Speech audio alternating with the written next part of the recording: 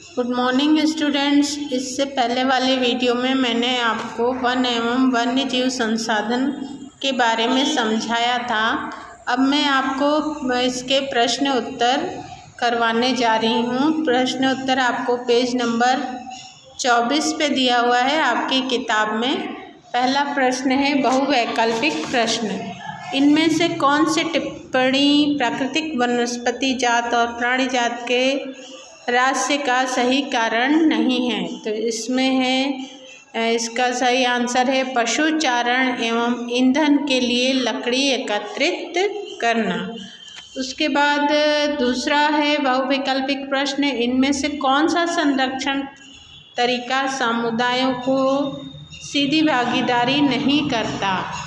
तो इसका उत्तर है वन्य जीव पशु विहार का परिसीमन। इसके बाद अगला प्रश्न, निम्नलिखित प्राणियों पौधों का उनके अस्तित्व के वर्ग से मेल करें। तो इसका उत्तर सीधे आपको स्क्रीन पे दिया हुआ है, आप इसका उत्तर लिखेंगे। पहला है काला हिरण। काला हिरण संकटग्रस्त। एशियाई हाथी का है सुभेद और अंडमान जंगली सुअर स्थानिक। हिमालयन भूरा भालू दुर्लभ और गुलाबी सिर वाली बतख लुप्त। उसके बाद अगला प्रश्न है, निम्नलिखित का मेल करें। आरक्षित वन का है वन और वन्यजीव संसाधन संरक्षण की दृष्टि से सर्वाधिक मूल्यवान वन। और दूसरा रक्षित वन का है वन भूमि जो अधिक क्षरण से बचाई जाती है। और तीसरा अवर्गीकृत वन का है सरकार व्यक्तियों के निजी और समुदायों के अधीन अन्य वन और बंजर भूमि। अगला प्रश्न 4 है, निम्नलिखित प्रश्नों के उत्तर लगभग 30 शब्दों में दीजिए। पहला प्रश्न है, जैव विविधता क्या है, यह मानव जीवन के लिए क्यों महत्वपूर्ण है? तो इसका उत्तर है वन जीवन और कृषि फसल उपजातियों में अत्यधिक जैव विविधता पाई जाती है। यह आकार और कार्य में विभिन्न हैं, परंतु अंतर्निर्भरताओं के जटिल जाल द्वारा एक तंत्र में गुंथी हुई हैं। यह मानव जीवन के लिए महत्वपूर्ण है क्योंकि मानव और दूसरे जीवधारियाँ एक जटिल पारिस्थितिक तंत्र का निर्माण करते हैं जिसका हम एकमात्र हिस्सा हैं और अपने अस्तित्व के लिए इसके विभिन्न तत्वों पर निर्भर करते हैं। उसके बाद दूसरा प्रश्न है, विस्तार पूर्वक बताएं कि मानव क्रियाएं किस प्रकार प्राकृतिक वनस्पति जात और प्राणी जात के ह्रास के कारक हैं। तो इसका उत्तर है कुछ मानव क्रियाएं प्राकृतिक वनस्पति और प्राणी जात के ह्रास के कारण बनती है। इनमें से मुख्य कारण निम्नलिखित है। बृहद वन क्षेत्रों की कटाई वन्य जीव के आवास के विनाश का कारण बनती है। मतलब जंगली जानवरों के आवास मतलब रहने की जगह के विनाश का कारण बनती है। दूसरा है जंगली जानवरों का शिकार कर उनके चमड़ों, हाथी दांत तथा सींगों के अवैध व्यापार के लिए मारा जाता है जो विभिन्न जातियों के विलुप्त होने के कारण है। तीसरा है पर्यावरणीय प्रदूषण। कारखानों से निकला कचरा और रसायन अवशिष्ट आदि जल को जहरीला बनाती हैं जो जानवरों की मौत के कारण है। उसके बाद प्रायः स्थानांतरीय खेती के कारण कीमती वन और वन्य जीव के समाप्ति ने दावानल को प्रेरित किया है। और अगला है बड़ी विकास परियोजनाओं ने भी वनों को बहुत नुकसान पहुंचाया है। पशुचारण और ईंधन के लिए लकड़ी एकत्रित करना, वन संसाधनों का अत्यधिक उपयोग, पर्यावरण विनाश के अन्य मुख्य कारणों में संसाधनों में का असमान बंटवारा व उनका असमान उपयोग और पर्यावरण के रखरखाव की जिम्मेदारी में असमानता शामिल है। उसके बाद अगला प्रश्न है, निम्नलिखित प्रश्नों के उत्तर लगभग 120 शब्दों में दीजिए। इसमें पहला है, भारत में विभिन्न समुदायों ने किस प्रकार वनों और वन्यजीव संरक्षण का रक्षण में योगदान किया है। विस्तार पूर्वक विवेचना कीजिए। तो वन हमारे देश में कुछ प्रजातियों के आवास भी हैं। इस समुदाय का उनके पर्यावरण के साथ जटिल रिश्ता होता है। छोटा नागपुर क्षेत्र में मुंडा और संथाल जनजातियां महुआ और कदम्ब के पेड़ों की पूजा करते हैं। उड़ीसा और बिहार की जनजातियां शादी के दौरान इमली और आम के पेड़ों की पूजा करते हैं। इसी प्रकार राजस्थान के विश्नोई गांव के आसपास काले हिरण, चिकारा, नीलगाय और मोरों का कोई नुकसान नहीं पहुंचाता है। कुछ क्षेत्रों में स्थानीय समुदाय सरकारी अधिकारियों के साथ मिलकर अपने आवास स्थलों के संरक्षण में जुटे हैं, क्योंकि इसी से ही दीर्घकाल में उनकी आवश्यकताओं की पूर्ति हो सकती है। सरिस्का बाघ रिजर्व में राजस्थान के गांवों के लोग वन्यजीव संरक्षण अधिनियम के अंतर्गत वहां से खनन कार्य बंद करवाने के लिए संघर्षरत हैं। राजस्थान के अलवर जिले में 5 गांव के लोगों ने तो 120 हेक्टेयर वन भूमि भैरवदेव डाकत सांचुरी घोषित कर दी, जिसके अपने ही नियम कानून हैं जो शिकार वर्जित करते हैं। उसके बाद अगला प्रश्न है, वन और वन्यजीव संरक्षण में सहयोगी रीति रिवाजों पर एक निबंध लिखिए।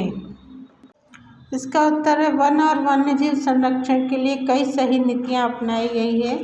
ऐसे कई गैर सरकारी संगठन भी हैं जो वन और वन्यजीव संरक्षण के प्रति जागरूकता फैला रहे हैं। 1960 और 1970 के दशकों के दौरान पर्यावरण संरक्षण में मांग पर भारत सरकार ने भारतीय वन्यजीव संरक्षण अधिनियम लागू किया गया, जिसमें वन्य जीवों के आवास संरक्षण के कई प्रावधान थे। केंद्रीय सरकार व अन्य राज्य सरकारों ने राष्ट्रीय उद्यान और वन्यजीव पशु विहार स्थापित किए। विभिन्न समुदाय, खासकर आदिवासी समूह, जो जीवन यापन के लिए पूरी तरह से वन और वन्यजीव पर निर्भर हैं, वन्यजीव के संरक्षण में सक्रिय भूमिका निभा रहे हैं। ये आपके किताब के पीछे के प्रश्न उत्तर हो गए। उसके बाद मैं आपको अतिरिक्त प्रश्न उत्तर बताने जा रही हूँ। ये बहुविकल्पी प्रश्न है, मतलब ऑब्जेक्टिव टाइप क्वेश्चन है।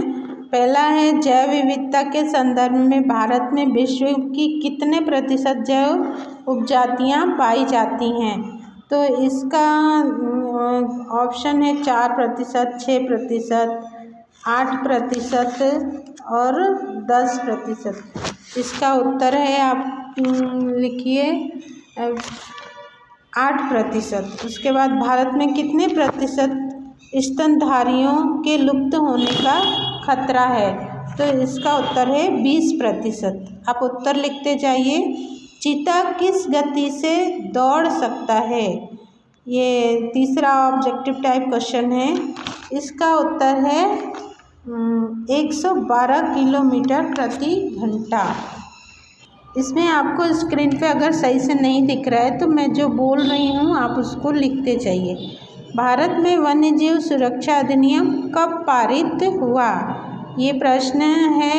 इसका उत्तर है 1972 में। उसके बाद प्रोजेक्ट टाइगर परियोजना कब प्रारंभ हुई। इसका उत्तर है 1973, 1973। उसके बाद है आपका रिक्त स्थान की पूर्ति कीजिए। पहला क्वेश्चन है आपका, भारत में खालिस्तान प्रतिशत वन्य वनस्पति जाति लुप्त होने का खतरा है। तो इसमें खालिस्तान में आएगा आपका 10, भारत में 10%। उसके बाद दूसरा है, खालिस्तान वन उत्पादक है जिन पर दूसरे सभी जीव निर्भर करते हैं। वन खालिस्तान उत्पादक है, तो खालिस्तान में आएगा प्राथमिक उत्पादक है। अब तीसरा है, पश्चिम बंगाल में खालिस्तान डोलोमाइट के खनन के कारण गंभीर खतरे में है। तो खालिस्तान में आएगा बक्सा टाइगर रिजर्व। बक्सा टाइगर रिजर्व डोलोमाइट के खनन के कारण खतरे में है। उसके बाद चौथा है अमेरिकी नागरिक का औसत संसाधन उपभोग एवं एक सोमाली नागरिक के औसत उपभोग से खालिस्तान में आएगा 40 गुना ज़्यादा है। फिर से देखिए इसको, अमेरिकी नागरिक का औसत संसाधन उपभोग एक सोमाली नागरिक के औसत उपभोग से 40 गुना ज़्यादा है। उसके बाद देश में आधे से अधिक वन क्षेत्र आरक्षित वन घोषित किए गए हैं। उसके बाद सत्य असत्य है। पहला है वन्य जीवन और कृषि फसल उपजातियों में अत्यधिक जैव विविधता पाई जाती है, तो ये सत्य है। दूसरा है सुवेद जातियों में चीता और गुलाबी सिर वाली बतख आती है, ये असत्य है। 1952 से नदी घाटी परियोजनाओं के कारण वन क्षेत्रों को साफ करना पड़ता है, ये सत्य है। वनों और वन्य जीवन का विनाश मात्र जीव विज्ञान का विषय है, ये असत्य है। मध्य प्रदेश में स्थायी वनों के अंतर्गत सर्वाधिक क्षेत्र हैं, ये सत्य है। उसके बाद है सही जोड़ी मिलाइए। पहला है बक्सा टाइगर रिजर्व, इसका उत्तर है पश्चिम बंगाल। दूसरा है हिमालयन यव, इसका उत्तर है औषधीय पौधा। तीसरा है कार्बेत राष्ट्रीय उद्यान, इसका उत्तर है उत्तराखंड। उसके बाद चौथा है बांधवगढ़ राष्ट्रीय उद्यान, इसका उत्तर है मध्य प्रदेश। पांचवा है पेरियार, इसका उत्तर है केरल। इसके बाद अगला प्रश्न है, एक वाक्य में उत्तर दीजिए। पहला है स्थायी वनों का सर्वाधिक क्षेत्र किस प्रदेश में है, इसका उत्तर है मध्य प्रदेश। दूसरा है स्टेट ऑफ फॉरेस्ट रिपोर्ट के अनुसार देश में कुल कितने प्रतिशत क्षेत्रफल में वन है, इसका उत्तर है 24.16%। तीसरा है सारिस्का वन्य जीव पशु विहार किस राज्य में स्थित है, इसका उत्तर है राजस्थान। मानस बाघ रिजर्व कहाँ स्थित है, असम। उसके बाद पांचवा है सुंदरवन राष्ट्रीय उद्यान किस राज्य में है, इसका उत्तर है पश्चिम बंगाल। उसके बाद वृक्षारोपण को प्रोत्साहित देने का कार्यक्रम प्रमुख रूप से कौन सा है, सामाजिक वानिकी योजना। इसके बाद कुछ अति लघु उत्तरीय प्रश्न हैं, जैसे पारिस्थितिक तंत्र से क्या तात्पर्य है, इसका उत्तर है भौतिक पर्यावरण और उसमें रहने वाले जीवों के सम्मिलित रूप से पारिस्थितिक तंत्र या पारिस्थितिक तंत्र कहते हैं। दूसरा है अभयारण्य किसे कहते हैं, अभयारण्य राष्ट्रीय उद्यानों के समान ही होते हैं, वे वन्य प्राणियों को संरक्षित और प्रजातियों को सुरक्षित करने के लिए प्राकृतिक स्थल हैं, यहाँ बिना अनुमति के शिकार करना मना है। ये आपको किताब में मिल जाएंगे सब। केंद्रीय वन आयोग क्या है, केंद्र सरकार ने 1965 में केंद्रीय वन आयोग की स्थापना की। इसका कार्य आंकड़े व सूचनाएं एकत्रित करना, तकनीकी सूचनाओं को प्रसारित करना, बाजारों का अध्ययन करना और वन विकास में लगी संस्थाओं के कार्यों को समन्वित करना है। वनों की बर्बादी में खनन ने भी महत्वपूर्ण भूमिका निभाई है, उदाहरण दीजिए।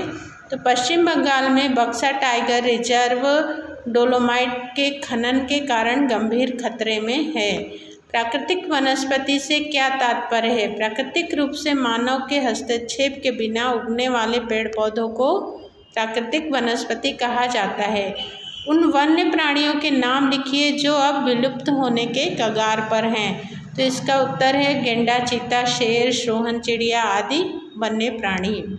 आरक्षित वन क्या है, देश के आधे से अधिक वन क्षेत्र आरक्षित वन घोषित किए गए हैं। जहाँ तक वन और वन्य प्राणियों के संरक्षण की बात है, आरक्षित वनों को सबसे अधिक मूल्यवान माना जाता है। रक्षित वन किन किन राज्यों में हैं, बिहार, हरियाणा, पंजाब, हिमाचल प्रदेश, उड़ीसा में रक्षित वन पाए जाते हैं। उसके बाद अगला प्रश्न है, मनुष्य के जीवित रहने के लिए पारितंत्र का संरक्षण क्यों आवश्यक है?